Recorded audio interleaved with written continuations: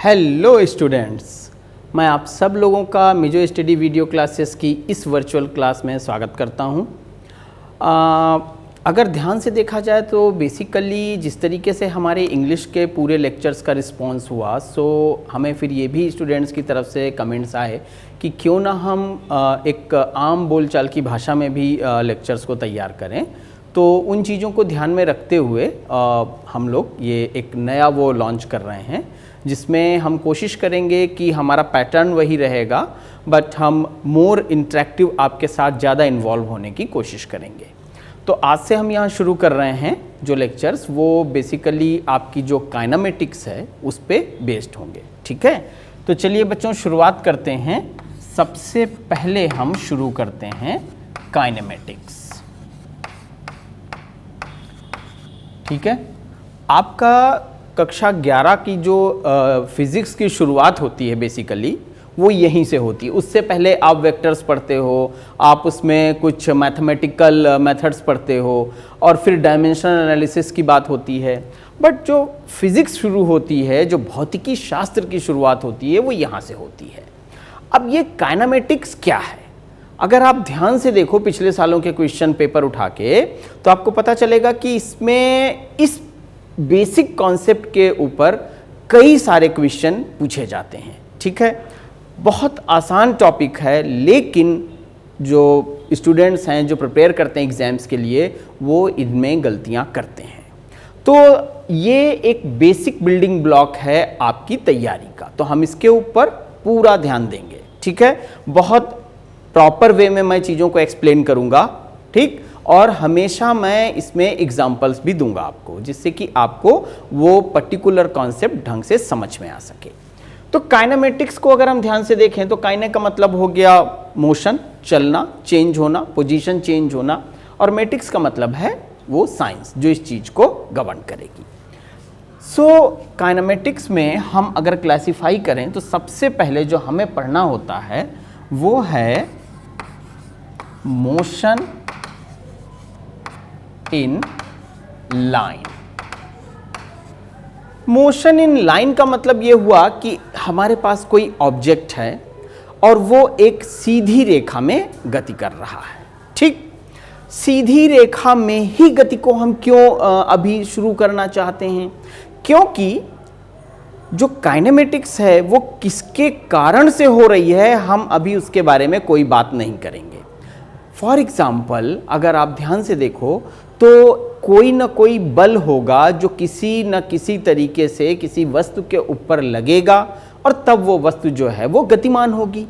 हम अभी इस बल के बारे में कोई बात नहीं करेंगे। वस्तु चल रही है, वस्तु की स्थिति समय के साथ बदल रही है कोऑर्डिनेट सिस्टम में, हम पहले इसको समझने की कोशिश कर रहे हैं। ठीक, तो मोशन इन लाइन, लाइन मतलब स्ट्रेट लाइन मोशन से हम शुरुआत कर रहे हैं।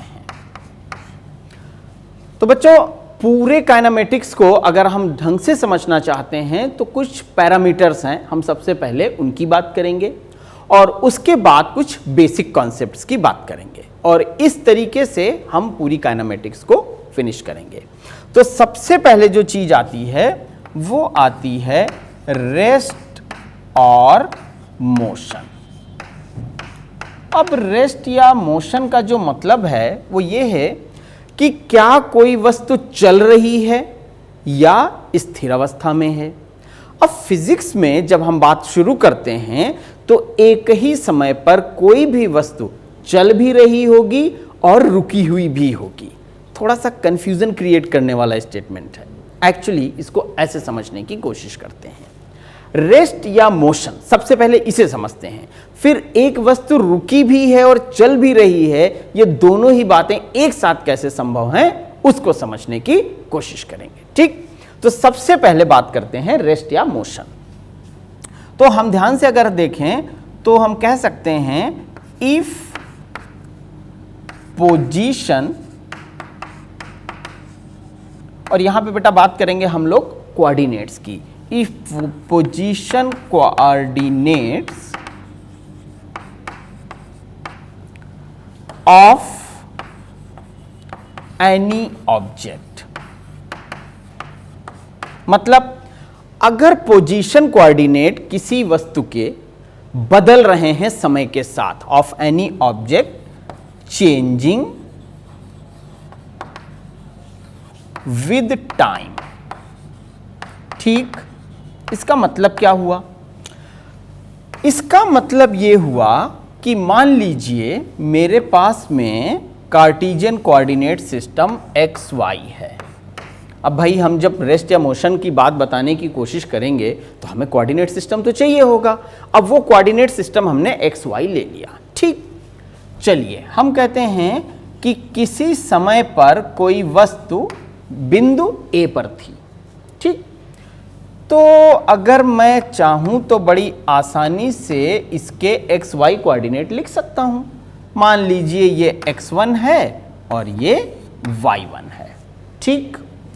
तो मैं कह दूंगा कि भाई x1 y1 जो है वो कोऑर्डिनेट है इस पॉइंट A पर किसी वस्तु के, ठीक। मैंने कुछ समय के बाद, मान लीजिए t समय के बाद, ठीक है, t समय के बाद, ठीक। अब मान लीजिए t समय के बाद यही वस्तु A से मान लीजिए B पर आ गई, ठीक है। तो भाई ये हमारे कोऑर्डिनेट्स हो गए B के, क्या ये हो जाएगा बेटा x2 और यहां से आप देखो तो ये हो जाएगा y2। तो B के कोऑर्डिनेट क्या हो गए भाई? B के कोऑर्डिनेट हो गए x2 y2। तो हमने देखा कि t समय के बाद ये वस्तु A से B तक आ गई।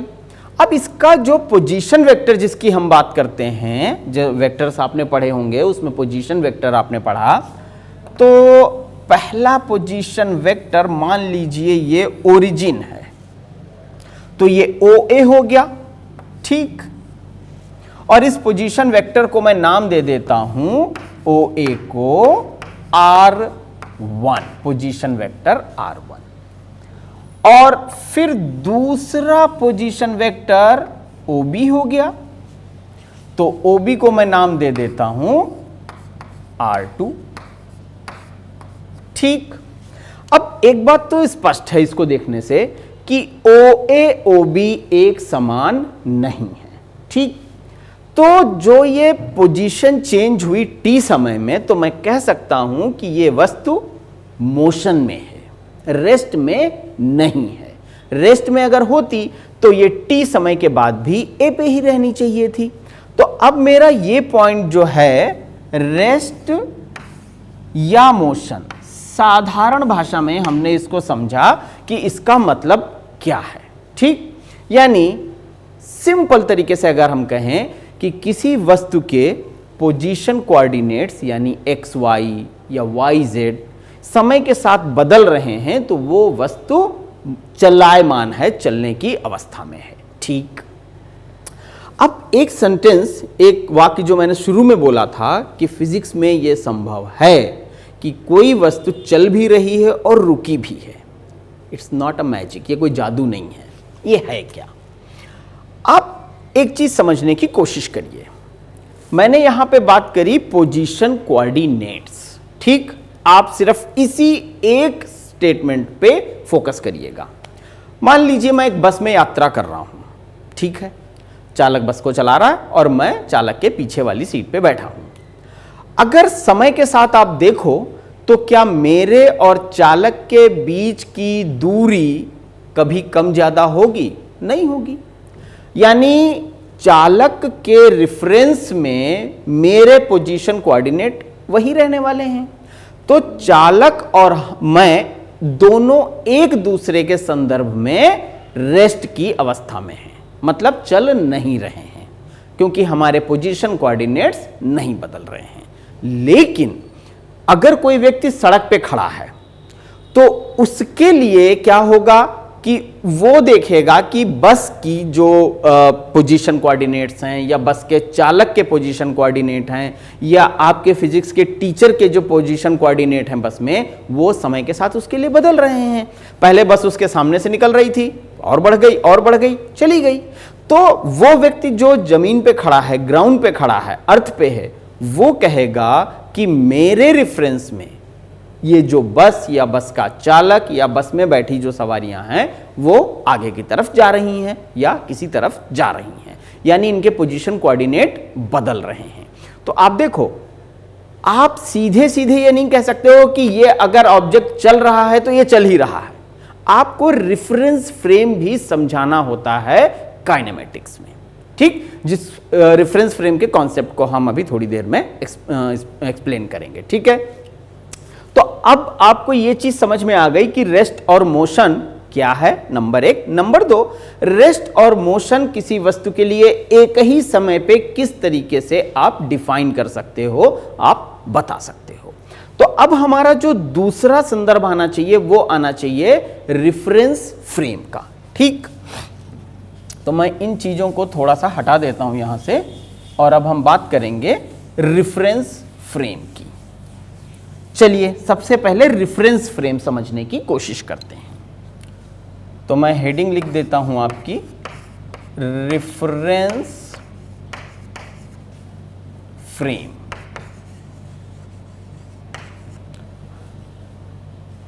आपको बहुत सारी किताबों में ये फ्रेम ऑफ रेफरेंस इस तरीके से हेडिंग मिलेगी, बात वही समझने की है, ठीक।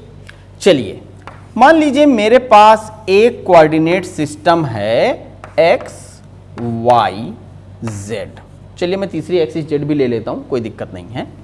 और दूसरा कोऑर्डिनेट सिस्टम बच्चों हमारे पास है x prime, y prime, z prime. चलिए इसका नाम रख देते हैं s प्राइम और इसका नाम रख देते हैं s।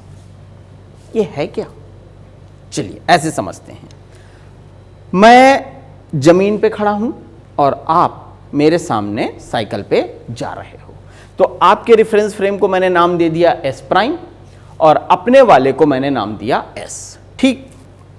अब आप जब साइकिल पे जा रहे हो मेरे सामने से साथ साथ में, तो मैं जब खड़ा हूं तो आपकी पोजीशन कोऑर्डिनेट मेरे साथ में बदल रही है। आप बोलोगे कि मैं अपने टीचर के रेफरेंस में अपने पोजीशन कोऑर्डिनेट्स चेंज कर रहा हूं, तो मैं टीचर के रेफरेंस में आगे जा रहा हूं। तो एक फ्रेम ऑफ रेफरेंस आपका हो गया जिसको मैंने s प्राइम नाम दे दिया और एक मेरा हो गया। मान लीजिए आपके साथ आपका कोई मित्र भी उसी दिशा में साइकिल पे आपके साथ जा रहा हो उसी रफ्तार से, तो उसका रेफरेंस फ्रेम अगर हम s डबल प्राइम मान लें तो वो दोनों एक दूसरे के साथ, यानी आप और आपका मित्र तो एक ही दिशा में एक ही गति से जा रहे हैं, तो आपके पोजीशन कोऑर्डिनेट एक दूसरे के रेफरेंस में तो बदल नहीं रहे हैं, तो आप दोनों लोग रेस्ट में हो एक दूसरे के रेफरेंस में। लेकिन आप दोनों लोगों के कोऑर्डिनेट मेरे रेफरेंस में बदल रहे हैं क्योंकि मैं तो खड़ा हूं, तो आप दोनों लोग मेरे रेफरेंस में रेस्ट में ना होके मूव कर रहे हो, ठीक।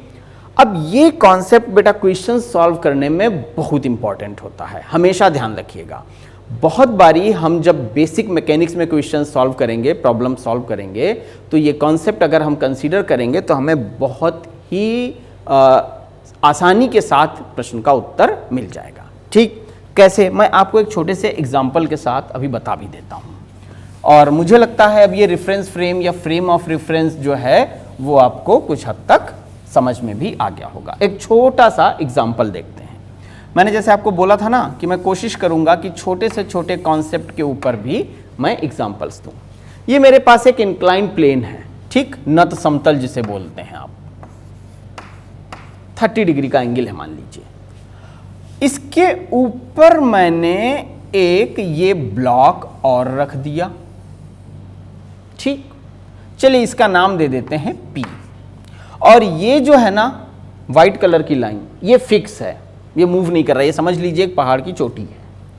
अच्छा, ये जो P एक ब्लॉक है ये चल सकता है, ठीक है।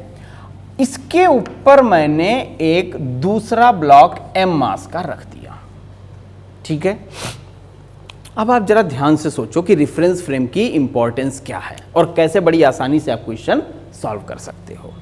तो बेटा मान लीजिए बोला जाए कि ये जो P ब्लॉक है ये नीचे की तरफ गिर रहा है और आपको मान लीजिए कहा जाए कि एक्सेलरेशन m का निकालो, तो वैसे तो बड़ा मुश्किल होगा निकालना, लेकिन आप ध्यान से सोचो।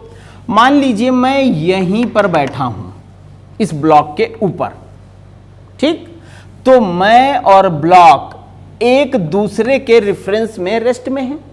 ध्यान से सोचिएगा, मैं इस ब्लॉक पे ही बैठा हूं तो मैं और ब्लॉक एक दूसरे के साथ रेस्ट में हैं। क्यों?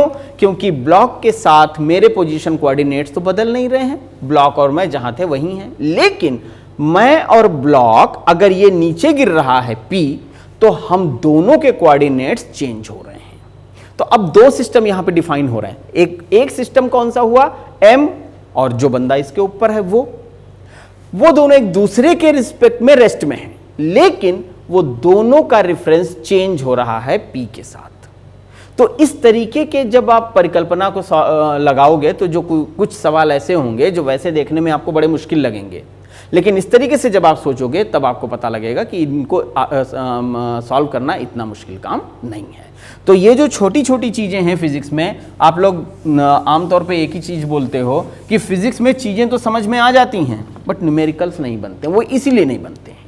ठीक, पहली बात। चलिए, अब रेस्ट या मोशन की बात आ गई और फ्रेम ऑफ रेफरेंस की बात आ गई, तो अब हमें चाहिए कुछ मैथमेटिकल टूल्स, कुछ हेल्प चाहिए कि भाई कैसे हम जो क्वेश्चंस हैं उनको सॉल्व करेंगे या जो सिचुएशन है उसको कैसे हम डिफाइन करेंगे। चलिए अब इसकी बात करते हैं। तो अब हम बिल्कुल फंडामेंटल एनालिसिस लगाएंगे।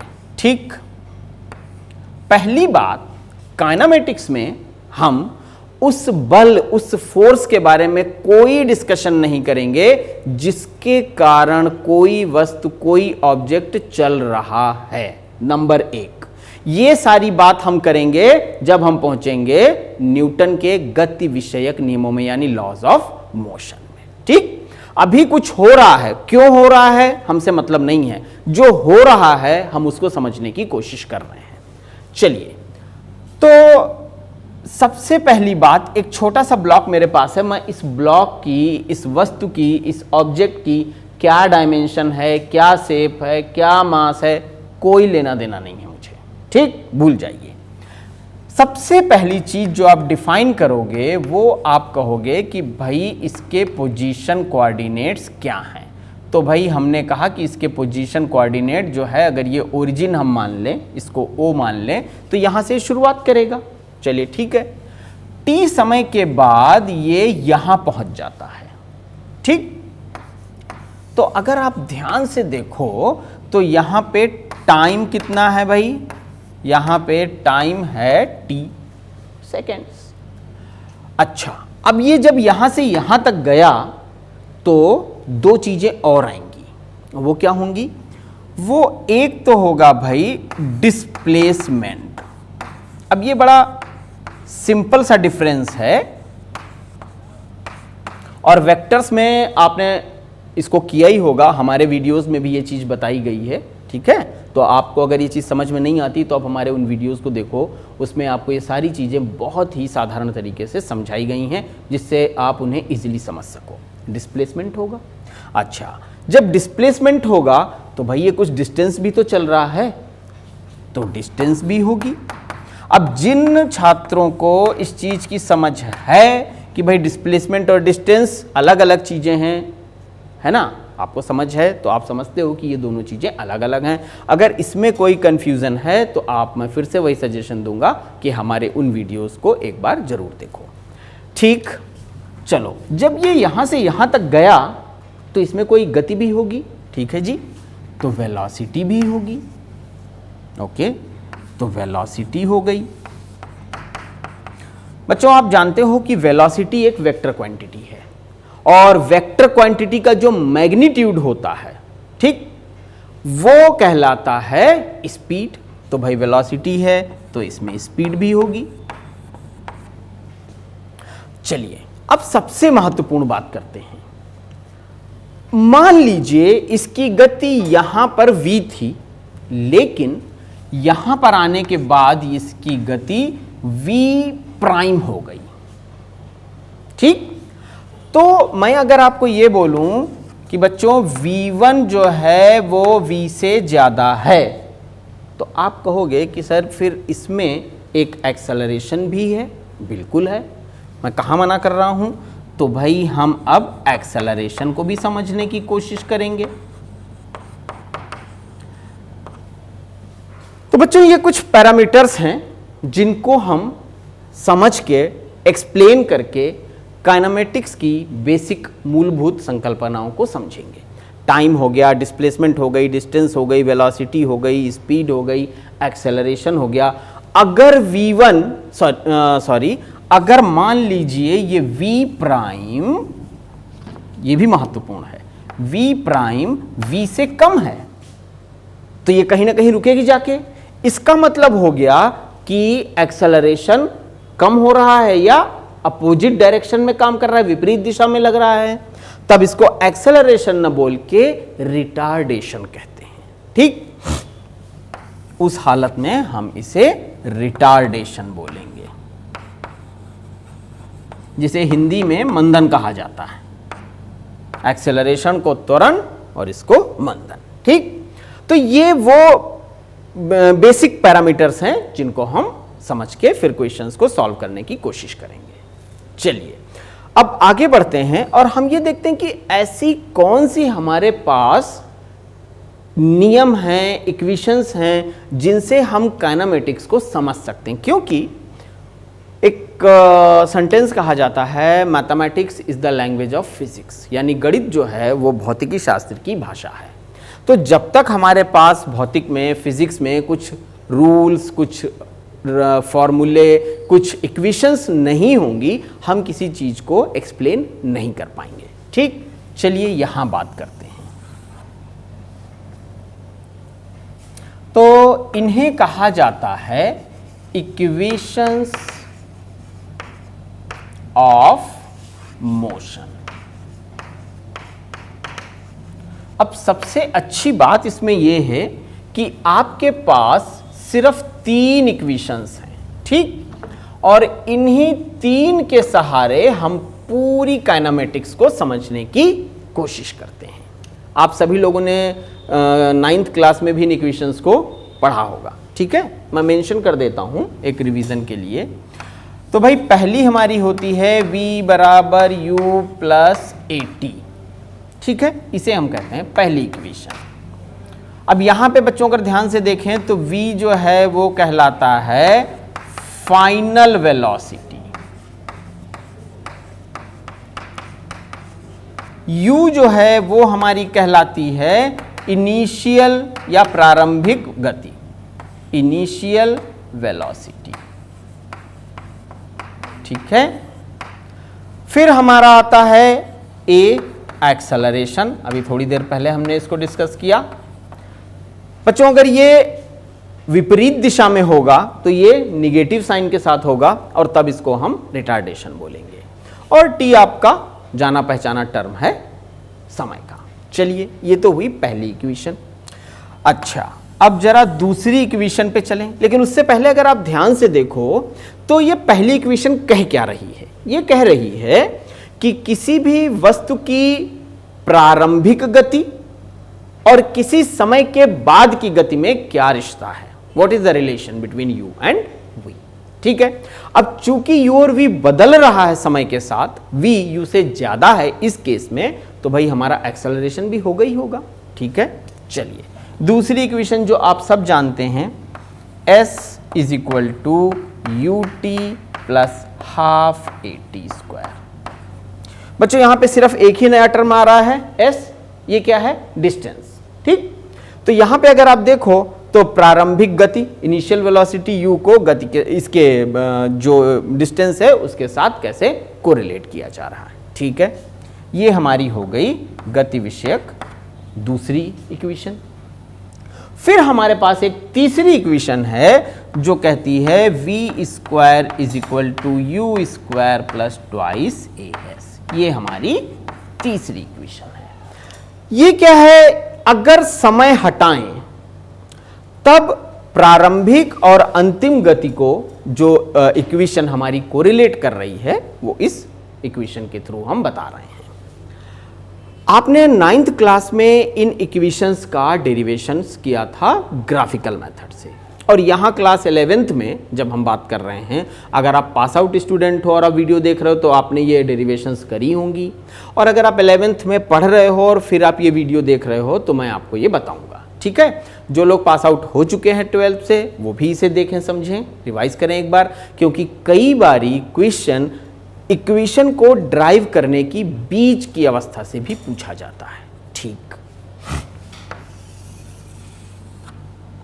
बच्चों, इस पे डेरिवेशन पे चलने से पहले अगर आप ध्यान से याद करो तो लेक्चर के शुरू में मैंने कहा था कि मोशन इन लाइन, अभी भी हेडिंग पड़ी हुई है, ठीक है, यानी कि हम इस वक्त डिस्कशन कर रहे हैं स्ट्रेट लाइन मोशन। तो क्या जो सर्कुलर मोशन है, जो रोटेशनल मोशन है, जो प्लेनर मोशन है, भूल जाइए थोड़ी देर के लिए रोटेशनल मोशन को, थोड़ा ज़्यादा मुश्किल लगता है आपको, लेकिन प्लेनर मोशन है तो क्या उसके लिए मुझे फिर नई इक्वेशन सीखनी पड़ेंगी? नहीं, हम इन्हीं 3 इक्वेशंस को यूज करेंगे। ठीक, कैसे यूज करेंगे वो जब मैं शुरू करूंगा। मोशन इन प्लेन, प्लेन का मतलब है 2 डायमेंशनल मोशन। अभी हमारा मोशन क्या है, या तो x दिशा में हो रहा है, जैसे ये जो डायग्राम आपको दिख रहा होगा, और या तो y दिशा में हो रहा है, मतलब एक समय पे जो वस्तु है वो एक ही दिशा में जा रही है। ठीक है, तो अब हम इनका डेरिवेशन देखेंगे कैसे करेंगे। चलिए आइए इसको देखते हैं। आपको जो चीज याद रखनी है, अगर आप क्लास 11th में हो तो आपको ये टर्म मैं सिखा दे रहा हूँ, इसको थोड़ा ध्यान रखिएगा, आपके स्कूल एग्जाम में ये काम आएगा, ड्राइव करने को क्वेश्चन आता है। और अगर आप पास आउट हो तो स्टेप्स आप ध्यान से देखना, क्योंकि कई बारी क्वेश्चंस बीच के स्टेप से हो सकता है। ठीक, चलिए हम शुरुआत करेंगे यहां से।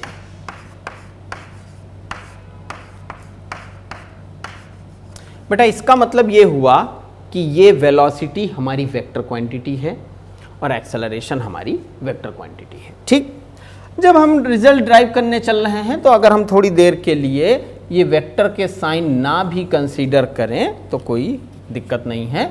ठीक है, हमें सबसे पहले ये समझ बनानी है कि कैसे इन इक्वेशंस को हम अचीव करते हैं, ड्राइव करते हैं, अटेन करते हैं।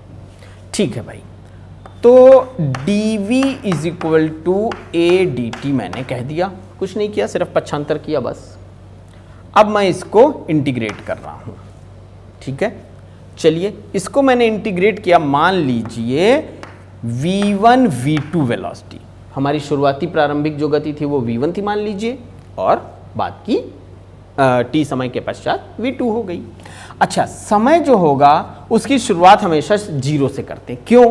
क्योंकि भाई फिजिक्स में आप क्या करते हो कि कोई ना कोई एक्सपेरिमेंट करते हो, और उस एक्सपेरिमेंट पे आप स्टॉप क्लॉक लेके जब एक्सपेरिमेंट शुरू करते हो तो आप स्टॉप क्लॉक ऑन करते हो। ठीक, लेबोरेटरी में जब आप जाते हो और मान लीजिए आप सिंपल पेंडुलम का एक्सपेरिमेंट करते हो तो सारा सेटअप करने के बाद आप स्टॉप क्लॉक ऑन करते हो। तो जब हमने स्टॉप क्लॉक ऑन करी है तो हमने रेफरेंस टाइम जो है वो 0 मान लिया। चलिए मान लेते हैं किसी समय t1 पर। ठीक, आइए अब इसका इंटीग्रेशन हम करेंगे तो हमें मिलेगा v और v1 v2, भाई ये हमारा मिल गया at और ये 0 to t1। तो बच्चों इसको मैं सीधा सीधा लिख देता हूं, v2 minus v1 is equal to at1। और यही इक्वेशन हम जो सीखते हैं वो इस तरीके से कि बजाय हम ये v2 के v लिखते हैं, भाई इसको हम u नाम दे देते हैं क्योंकि एक परिपाटी चली आ रही है, तो ये u हो गई और ये टाइम हमारा at हो गया। तो ये वही इक्वेशन हमें मिल गई। ठीक, फिजिक्स में सिंबल्स को लिखने के, समझने के, दर्शाने के कुछ मूलभूत नियम हैं, उनको हमें फॉलो करना पड़ता है। तो एक हमारी ये बेसिक इक्वेशन हमें मिल गई। ठीक, चलिए अगली इक्वेशन पे चलते हैं। तो भाई उससे पहले जरा बोर्ड को साफ करते हैं, और तब तक आप लोग खुद भी पेज पलट लीजिए जो भी आप लिख रहे हैं। So now we are again ready for analyzing this 3 equations, that is second one। ठीक है, चलिए हमारी जो पहली गति विषयक नियम हमें मिला वो मिला v बराबर u प्लस at। ठीक है, चलिए अब v को अगर मैं चाहूं तो मैं लिख सकता हूं dx बाई dt। ये बेसिक उसमें आप करके आ ही रहे हो, और फिर से मैं वही कहूंगा, अगर इसमें भी आपको कोई कंफ्यूजन है तो हमारे वीडियोस इस पूरे टॉपिक के लिए भी अवेलेबल हैं, आप उनको वॉच कर सकते हो। तो ठीक है भाई, v की जगह मैंने लिखा dx by dt is equal to u plus at।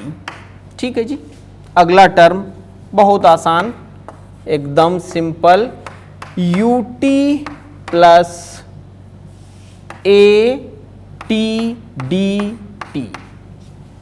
ठीक है, चलिए अब हम इसको यहां पर ये भी dt होगा, dt plus at dt, integrate करते हैं।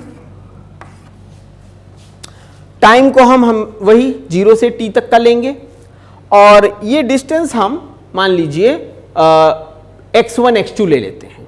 ठीक है, पहले इनिशियली पार्टिकल अगर ओरिजिन पे रख लो बहुत ही अच्छी बात है, तो इनिशियल डिस्टेंस हमारी शुरुआत ही ओरिजिन से हो रही है, और फिर हम आगे जा रहे हैं तो हम उसको x का नाम दे दे रहे हैं। ठीक है जी, तो यहां से इतना तो स्पष्ट है, मैं इसको लिख सकता हूं x is equal to ut plus half at square. क्या थोड़ी देर पहले यही क्वेश्चन हमने s करके नहीं लिखी थी? तो हम चाहे इसको s करके भी लिख सकते हैं, कोई दिक्कत नहीं है। चलिए s करके ही लिख देते हैं, और लिमिट हम उस हालत में 0 टू s दे देते हैं।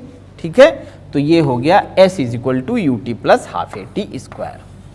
बच्चों यहाँ एक ध्यान रखने वाली बात ये है कि जो इनिशियल वेलोसिटी u है वो कांस्टेंट है, वो चेंज नहीं हो रही। क्यों? मान लीजिए मैं कहता हूं car started moving with initial velocity 10 metre पर सेकेंड, तो भाई अब या तो उस पर एक्सेलरेशन लगेगा या रिटार्डेशन लगेगा, तो उसकी जो वेलोसिटी है वो या तो 10 से बढ़ेगी या 10 से ज़्यादा होगी। मतलब ये कि जो इनिशियल वेलोसिटी 10 थी वो अपने आप में एक कांस्टेंट थी, इसलिए हमने इंटीग्रेशन में इसके साथ कोई छेड़छाड़ नहीं की है। ठीक बात है। अच्छा, इसके बाद जो तीसरी रिलेशन आती है उसको करने के दो तरीके हैं। पहला तरीका क्या है कि आप यहां से u की वैल्यू या तो इसमें उस इक्वेशन से डाल दीजिए, और या यहां से s की वैल्यू रिप्लेस करिए। ठीक, इंटीग्रेशन डिफरेंशिएशन करने की कोई आवश्यकता नहीं है। तो साधारण तरीके से मुझे मिल जाता है v square is equal to u square plus twice as। तो हमारी तीनों इक्वेशंस हमें मिल गई। अब ये जो सेकेंड इक्वेशन मैंने बॉक्स में लिखी हुई है, इसके बेसिस पे हमें कई बारी क्वेश्चन दिया जाता है कि distance travelled by any object in any specific second. मतलब मैं ये लिख देता हूं एक हेडिंग यहां पे, उससे ज्यादा आसान रहेगा आपके लिए समझना। चलिए समझिए इसको, डिस्टेंस ट्रेवल्ड इन nth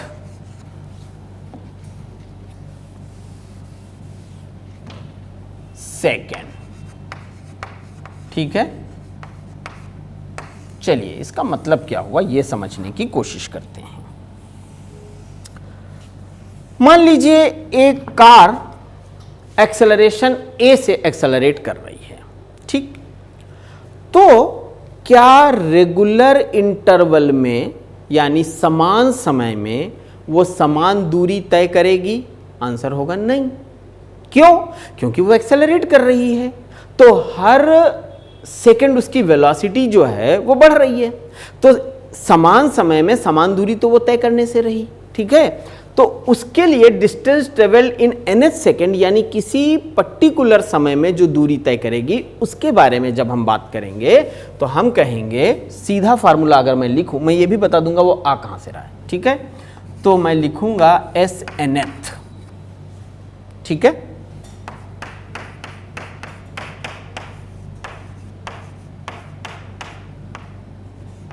तो सबसे पहली चीज एक तो आपको ये रिजल्ट याद रखना है, distance travelled by any object in nth second, ये फार्मूला आपको याद रखना है। अच्छा, आता कहां से है? तो आने के लिए मैं फिर से वापस इसी इक्वेशन की मदद लूंगा। इसमें एक तो ये हो गया t सेकेंड में चली गई दूरी, और t माइनस 1/8 सेकेंड में चली गई दूरी, यानी कि जहां जहां पे आपको t दिख रहा है वहां पे आपको t माइनस 1 t माइनस 1 रखना है, वहां से आपके पास ये रिजल्ट आता है। तो देखा जाए अभी हमने ये जो 4 फॉर्मूले सीखे, एक सिंपल v बराबर u plus a t, s बराबर u t plus half a t square, v square equal to u square plus twice a s, and this s n th is equal to u plus half a two t minus 1।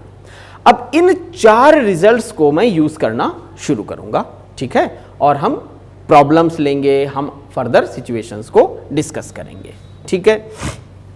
लेकिन इनके परिणाम को analyse करने से पहले, questions पे जाने से पहले, अभी भी कुछ ऐसे पैरामीटर हैं जो बाकी हैं, जिन्हें समझना बाकी है। वो पैरामीटर्स क्या हैं? ठीक, क्योंकि अगर क्वेश्चन में वो पैरामीटर्स गिवन हैं और आप उनको नहीं समझ पा रहे हो तो क्वेश्चन आपसे सॉल्व नहीं होगा, ठीक है। तो हमारा एक टर्म था, थोड़ी देर पहले हमने इसके बारे में बात की थी, velocity, v, vector quantity. Vector quantity का मतलब है दिशा भी है, परिमाण भी है, means direction and this magnitude both are present, fine. अब ये यहां पे हमें 2 तरीके से समझनी है। पहली हमारी होनी है नंबर 1, इंस्टैंटेनियस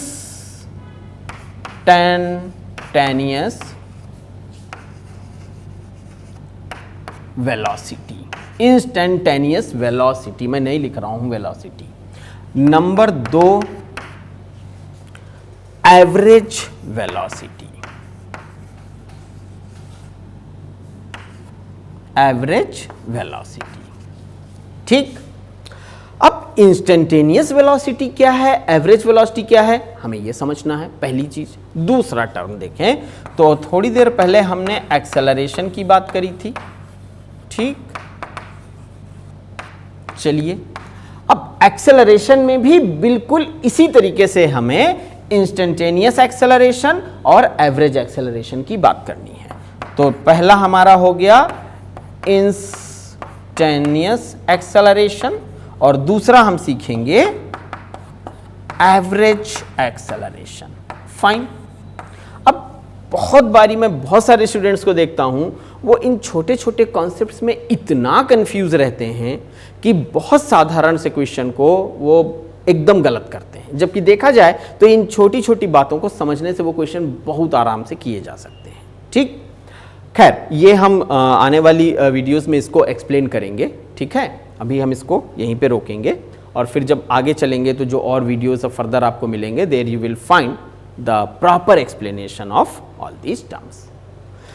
सो मुझे लगता है कि हमें यहाँ पे रुकना चाहिए। जो कुछ आज हमने इस एक छोटे से वर्चुअल क्लास में डिस्कस किया उसको आप थोड़ा ध्यान से रिवाइज करो, ठीक है। बहुत बेसिक बातें हैं, और अगर आप इंग्लिश का एक नॉवल पढ़ना चाहते हो तो आपको सबसे पहले ABCD सीखनी होती है, क्योंकि अगर ABCD आपको ढंग से नहीं आती है तो फिर मुश्किल होगा वो नॉवल पढ़ना, ठीक है। तो हम उसी तरीके से कोशिश कर रहे हैं क्लास 11th की फिजिक्स में उसकी जो बेसिक्स हैं उनको समझने की, ठीक।